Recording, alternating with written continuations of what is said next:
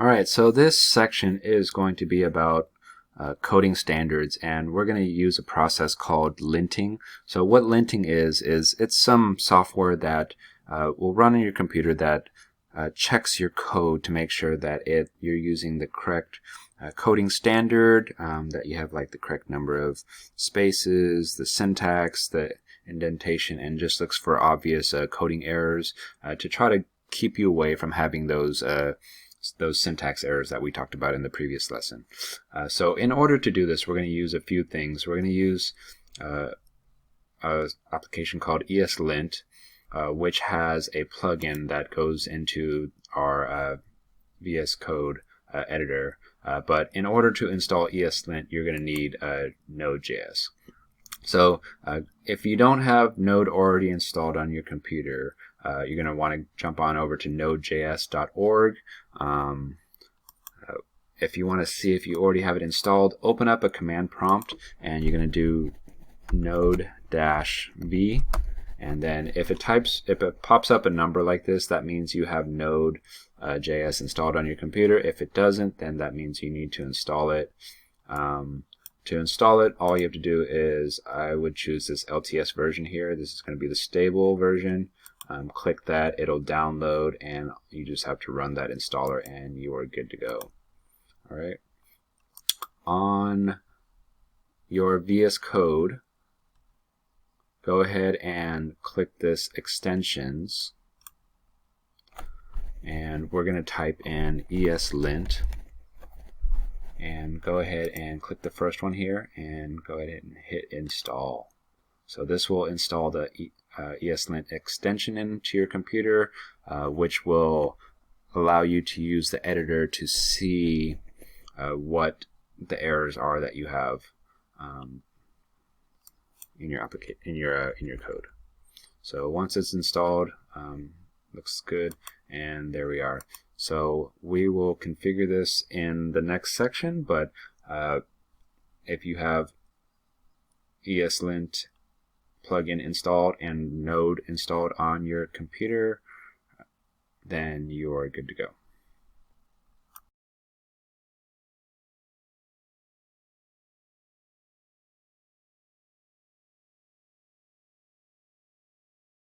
Okay, let's go ahead and finish up this ESLint install on our system here. This won't take very long. So if you go on to VS Code and look at the extensions, and if you click on ES Code, it will actually give you installation instructions for how to install. Also, if you went to eslint.org, these instructions are also here. But I actually like the instructions that are on VS Code. So let's go ahead and do that. So first of all, we're going to need a folder. So we are in section 25. So have a folder. If you've been following along and creating a section folder for each one, that's fine. If not, just create a folder somewhere. And what we're going to do is I need to go to the directory of this folder. So let me see if I can just do it here. So grab this, copy. So grab the path of your directory, and I need to cd into that. Okay. So let's see, do a dir, and then you can see I just have a debug.js file in there. All right. So CLS to clear the screen. Okay, so let's go ahead and take a look here. So there's a couple options that it gives you. So it says you can install ESLint either locally or globally. So if installing it locally means that it's only going to be installed in the folder that you install it in. So this is usually for like you are working on a project and you want to include ESLint in that project for whoever you give it to or while you're working on it, and it's only going to work in that folder for that project. If I went to like section 24, that ESLint is not going to work in that folder. It is because you didn't install it there. So it's only going to work in the folder that you created and installed it in, if you do it locally. The other option is, which is what I'm going to do, is to install it globally. So that means that you can run the ESLint command anywhere you want. So the command will be accessible globally. So you can get to the command from any folder. You still need to do a few other steps to actually get it to work properly, but this will allow you to bypass having to install ESLint specifically in each and every folder that you're working on. So see, I have 25 section folders, so if I did it locally, that would mean I would have to install it ESLint 25 times in those 25 different folders. But if I do it globally, then I can run that ESLint command on inside of any one of those folders and it will be recognized. So let's go ahead and do that. So let's do npm space install space -g space ESLint. Okay, and then you should see some activity going on here. This is npm doing a download and install of your packages that you've requested. So if I didn't mention, npm is the node package module installer. It comes with Node already, so we installed Node and it comes with npm. So npm allows us to easily download and install and uninstall packages to our system with just a simple command. So you can see that I just did this simple little command there, and it went out to the internet, downloaded the code, installed it to my machine, and everything's all good. Okay, so let's do a CLS again. We are clear, so I am going to type the command ESLint. Okay, so as long as you can see that it returns something, that's awesome. So I'm actually going to demonstrate the global part. So cd space ... will go out of the directory. So oops, CLS. So dir, so you can see there's all my section folders. I'm just going to type ESLint here and it's going to show up again. So if you didn't do that globally, then typing ESLint in any other directory is not going to work. So let me, oops. Alright, so let's go ahead and get things rolling here. So in your command terminal, you are going to start off by going to your directory if you're not already there. So I'm in section 25. You can see section 25 only has one file in it, the debug.js file. What I'm going to do is I'm going to do an npm init and just hit enter until you get to the very end, taking all the defaults. So what you can see is it made a package.json file. Let's just do a clear screen there, and we need to do a few things here.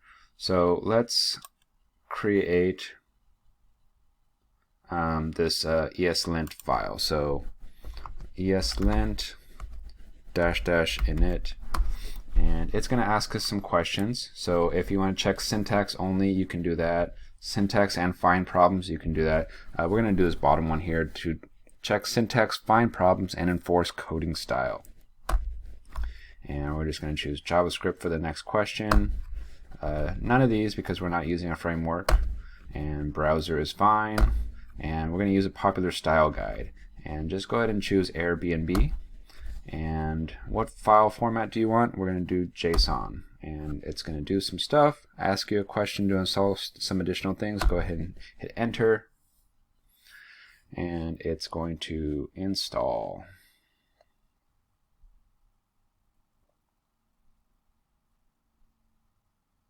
Alright, so you can see a bunch of things popped into here. You can see node modules, which are the modules that were installed.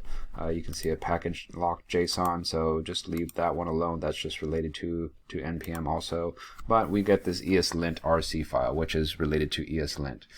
So you can see a few things in here. These are all based on what we entered in from those questions. So you can see extends Airbnb base, so there's that. ES6 is referring to JavaScript, browser, and so forth and so on. So what we can do now is let's go ahead and close VS Code. And let's open it back up again.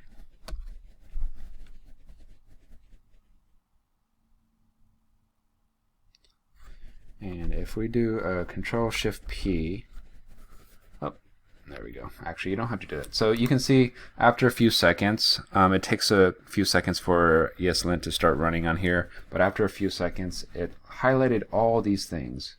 So you can see there's all sorts of errors in here. So you can see strings must use single quote, chars types is defined but never used. Let's see, what's this? Line breaks need to be LF but found CRLF, and so forth and so on. Alright, so these are all the standards that Airbnb are applying to their code. So in order to get rid of all these red marks, you would have to fix all the errors, and basically you just hover over things to find the errors. Another way we can do this is in our command line. Let's just do a clear screen. If we do ESLint and then space and then let's see, this is called debug. So debug.js and hit enter. From the command line, it will do the same thing. It will go through and pinpoint all the errors, but this, doing it from the command line, it's going to give you line number, and I think this is character number of where the error starts. But if you do it through VS Code, it's a lot easier because you can actually visually see, so you don't have to be like, oh, line 9, and then starting at the beginning, I have some error here. Okay, so that's how ESLint works, and in the upcoming lessons we will be configuring ESLint to be more like what we want it to be, because Airbnb is great, but I might not care about all of these things as much as Airbnb does, so I will configure it to how I want it to be. Alright, so in this lesson we're going to go ahead and go through and try to fix all of these errors that we are seeing that are generated by ESLint. So remember, these are the Airbnb guidelines, so they don't exactly line up to how I would necessarily do things, but this is how Airbnb is doing their coding to enforce that all of their developers are coding the same way. So we're just going to follow it along and see how it looks. So let's just go to our debug.js file here, and let's just go one by one. So hover over the first one. So it says button 1 clicked was defined but never used. So that's true. It was defined but it's never used. If this was like a standalone JavaScript file that did something, then that's perfectly fine. But this one is actually used in our HTML file, so it is actually used, but let's just, for the sake of the tutorial here, let's just go ahead and make it so. All right. So now you can see I've executed the command at the bottom here, which is great. That made the error go away. All right. So let's go ahead and work on the next one. So expected line breaks to be LF but not CRLF. So I think this is due to just Windows, because LF is and CRLF. So let me Google that for you. LF versus CRLF.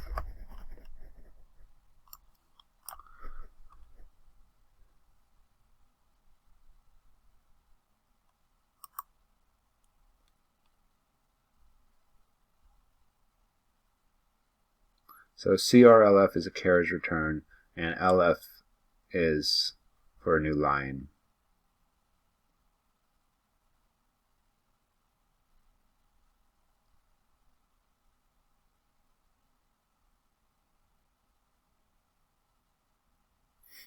So the reason I'm getting that is because Windows uses CRLF for its line breaks, but Unix systems uses LF. So Airbnb must be coding on Unix, so they would get LF instead of CRLF, but We're going to just ignore that for right now because we can't really fix that at the moment unless you have a Unix system that you're working on. So if you're working on Windows, then you're going to see this error. If you're working on Linux, then you probably can fix it. So basically to fix it, you would just remove the line break. So remove this line break and then just create a new one on your own. Alright, so let's move on to the next one. So expected indentation of 2 spaces but found 4. So that's super easy. So so you see if I do a tab, that gives you 4 spaces, but they actually want 2 spaces instead of tabs. So you can go through and just remove the tab and then just hit space and then the error will go away. Okay, and we will actually, let's just go through and do that on all of them because we know we will have to.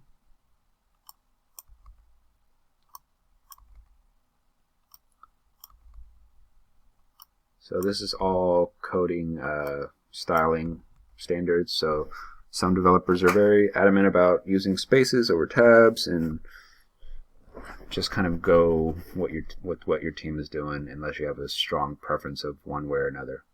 Okay, so the next one here, strings must use single quotes, and then this one is string must use single quotes. So let's go ahead and start fixing these. So that string must be a single quote. This one must be a single quote. Okay, so you see that error went away, and we're actually going to have to do that for all of them. So let me just take a look real quick. So this is a string. So I'm going to do this the fast way. You need to be careful when you're doing this though. So just do Control F. So find that double quote and replace it with a single quote, and then there's this replace all. So I did a Control F to pull open the menu, put double quote in there, and then hit this little toggle there, and then put single quote there. Make sure there's no spaces before or after it because that will get added also. And then choose this button over here that says replace all. Okay, awesome. So now I have fixed all of those. Okay, so let's take a look at what the next error is. So line break, yeah. But this one they're expecting a semicolon. Okay, but we're still going to get that line break one if you're on Windows. Let's see what's here. Missing semicolon. Okay, and let's see what this is. Unexpected alert. So this is a warning. This is not an error. So usually things like alerts are not great things to add into JavaScript. They're kind of old and ugly, but we're using it for learning purposes. So it's perfectly fine that we keep that in there, but that's probably why they're throwing the error, because alerts are ugly, and usually in a website you're going to use like a modal or something else that looks a lot better than alert. Alright, so this is line breaks. Let's see. Used but never defined but never used. So let's just fix that by just throwing it down there. That's fine. Good. And let's see what this one is. Return. Let's see. Unexpected bar. So it wants us to use let or const. So this we can use. Let's just use let. That's fine. So it says chars is never reassigned, use const instead. So that's fine. So it actually is pretty smart about it. So we use let, but then it's like, yeah, you're never actually changing that. So just use const instead because it doesn't actually change. So works. All right. So line break and a semicolon. So good. So create string is used before it was defined. So create string is down here. So they actually want us to define this before we use it. Let's see, what's this? More line breaks. Okay, and then we have to put a semicolon there. Let's get rid of all these extra line breaks there. Let's see. And then this needs to be 2 spaces. And What's this? Indentation of 0. Awesome. And another line break. Okay, cool. So let's check out this one. So unexpected string concatenation. So why is it doing that? So it doesn't want us to do a string concatenation. That sounds kind of funny, right? Let's see if we can do this.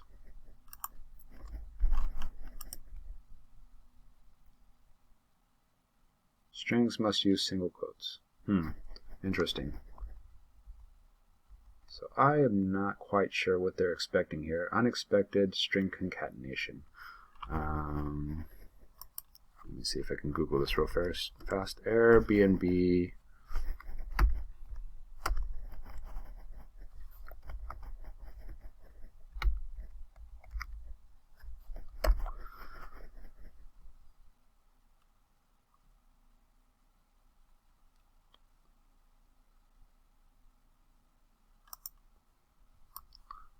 So here's the Airbnb rule. So I just Googled unexpected string concatenation for Airbnb.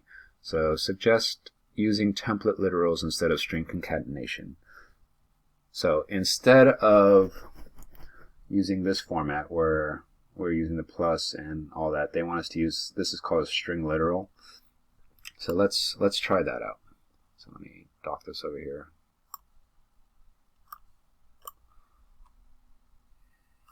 Minimize that. Okay, so go ahead and put this backtick here. So this backtick for me is right under the escape key. It's like there's like a little squiggly line over it too. So right next to the 1. And then let's remove this single quote here.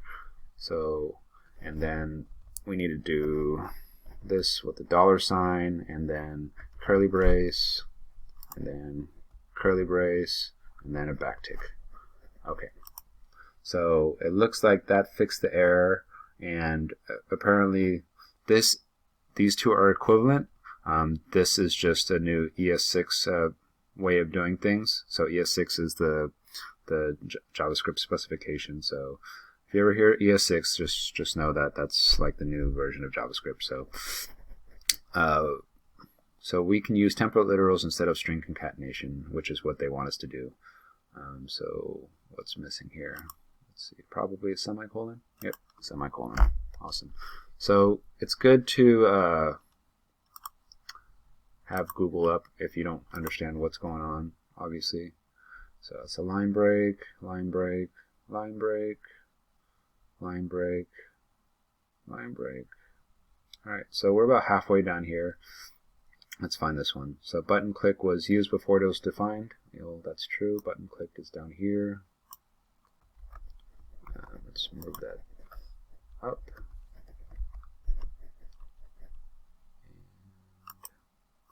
Let's clean up a little bit here. So I know that this is complaining because of spaces, and this is complaining because of spaces, and same with this. So you can see at this point I understand what I am getting the hang of what they're expecting. So I'm going to start writing my code in the way that they expect off the bat. So that way I don't have to come back and fix all these errors. Trailing spaces not allowed. There we go. And then what's this? Line break, that's fine. And then, all right. So you can see we're having a lot less red right now. And let's see what's here. Unnecessary. So I have 2 semicolons there. All right, so you can see this is the whole point of linting, so that you can quickly see that you're doing something wrong and fix it, and then by habit of doing things the correct way, you are always going to have code that is the way that your team wants it to be, and how it should be going forward. So let me go ahead and add all these semicolons there to start with. Let's see, what is this? Value entered was used before defined again. Okay, so let's cut. Let's paste it down here. Awesome. And let's do this one. This one is going to be const probably. Good. and this one is unexpected string concatenation. So let's do that once again. So backtick, $, curly brace, then remove that single quote, and put a backtick. And we need a semicolon here and a semicolon there. Okay, go ahead and save that. Alright, so this is clean now. If, like I said, on Windows I have really no way of fixing those line break things, and I want this alert to be there, so I'll leave those there. But that's the only type of error I have right now, is the line breaks. So I think I am good to go. In the next section I will be going over how to change the rules. So I can actually get rid of this pesky line break rule, and you know me, I don't like putting semicolons at the ends of my my code there like that, because since they're not actually required, I don't feel like they need to be there, but that's just me. So I will also disable that, but I will show you that in the next lesson. Alright, so let's wrap up this section by learning how to update rules. So remember, we had some of these rules that like these line breaks and these semicolons that you may or may not want, and even these like quotes. So I was using double quotes and they want single quotes, but let's go ahead and open up our ESLint RC here. So you can see there's a rules section down here, and then we're going to need to open up ESLint also. So let's go over to user guide and rules, and here are all types of rules. So you can see there's like errors, best practices, variables, and stylistic things, and whatever. So let's see if I can find CLR, let's see, LF.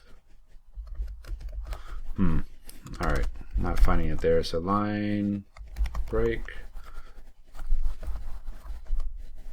enforce consistent line breaks. So I'm not finding the exact one that I want there, so I will have to search a little bit more, but let's try for semi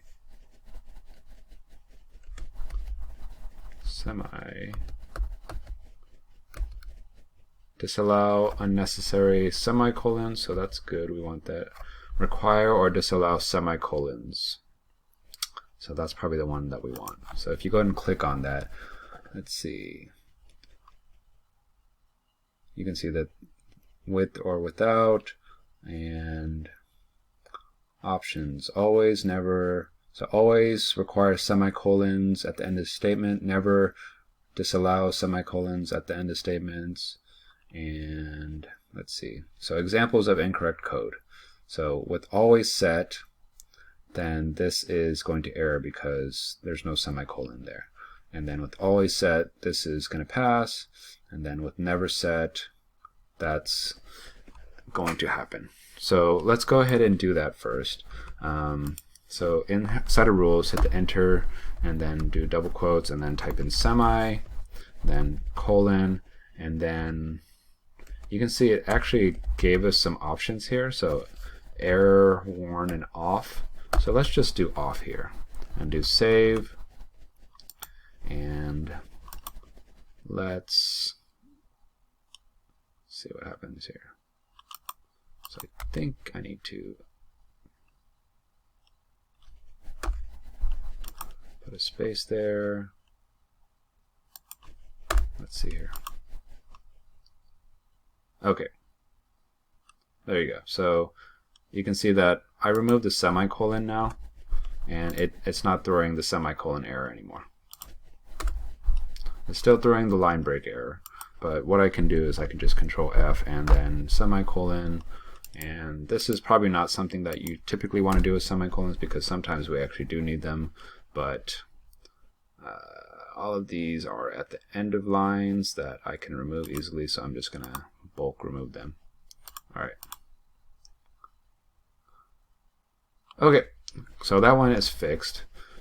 So let's see if we can find that line break one, because that's bothering me. All right.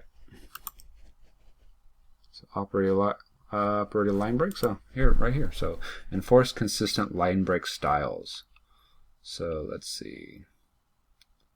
After, before. Let's see. So incorrect. So after option.